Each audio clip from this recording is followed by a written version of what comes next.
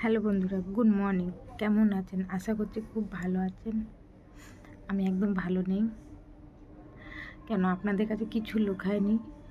আপনাদের সব জানেন। আমি দুটো পাঁপড় বেলে করি। আমি থাকি আমার দিদির কাছে। আমার দিদি এখন নেই, বাইরে কাজে গেছে।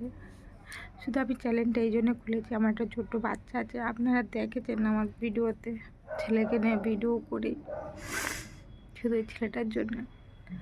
এমনি তো কিছু বাইরে কাজে যেতে পারি না, ছোট বাচ্চা সবে এই 2 বছর হচ্ছে, 2-2.5 বছর। তাকে রেখে যে কোনো জায়গায় কাজে যাবো করতে পারি না, কেন বাড়িতে বড় গার্জেন কেউ নেই।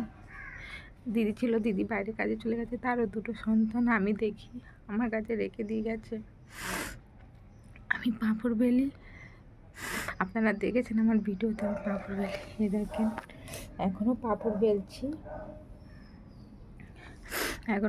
বেলছি, বন্ধুরা, দিদিরা, দাদা, বৌদি যারা আছেন তাদের কাছে আমি রিকোয়েস্ট করছি, প্লিজ আমার চ্যানেলটা সাবস্ক্রাইব করুন, আমার ভিডিওটা লাইক করুন, সবাইকে ফলোয়ার্স করুন। আর কিছু চাই না, শুধু ছোট বাচ্চাটা মানুষ করার জন্য এত কষ্ট করছি।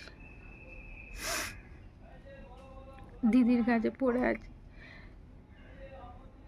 চ্যানেলটা খুললাম যাতে সাবস্ক্রাইবার বাড়ে। 2-3 বছর হতে গেল, কোনো সাবস্ক্রাইবার কিছু পাচ্ছে না। খুব মন মেজাজ খারাপ লাগে। সবাই দেখি গ্রো করে যাচ্ছে, যারা লাস্টে খুলেছে তারা দেখি গ্রো করে যাচ্ছে, কিন্তু আমাদের কিছু হচ্ছে না। ছোট বাচ্চাকে রেখে যে কাজে যাব সেটাও পারি না, কেন ওইটুকুই বাচ্চাকে রেখে আমি কোথায় কাজে যাবো? এই পাঁপড় বেলাতে কত টাকা কামাই? ওই 20-30 টাকা করে 1-2 কেজিতে পাই, তাতে কি সংসার চলে বলে? আপনাদের কাছে অনুরোধ করছি,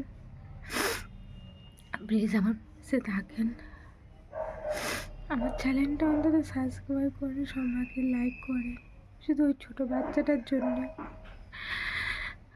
অনেক অনেক আপনাদের ধন্যবাদ আমার পাশে। তো বন্ধুরা, ভিডিওটা ভালো লাগে লাইক করবেন, শেয়ার করবেন, আমার পাশে থাকুন। আর দাদা দিদি আপনাদের কাছে কিছু চাই না।